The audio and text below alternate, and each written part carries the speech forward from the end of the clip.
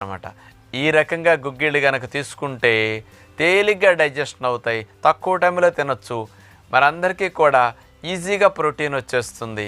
పచ్చిగా తినాలంటే పచ్చి వాసన టేస్ట్ బాగాలేదని ఫీలింగ్ లేకుండా కూడా ఈ రకమైన తాలింపు పెట్టుకుని కనుక గుగ్గిళ్ళు ఎప్పుడన్నా ఇంట్లో ముసలివారికి పిల్లలకు బాగా పెట్టగలిగితే చాలా ఎంజాయ్ చేస్తూ తినేస్తారు. మరి అట్లాంటిది మనం కూడా ఎప్పుడన్నా బోర్ కొట్టినప్పుడు తినడానికి ఈ easy to eat high protein గుగ్గిళ్ళని మీరు ట్రై చేసి చూడండి. వేడివేడిగా తినండి.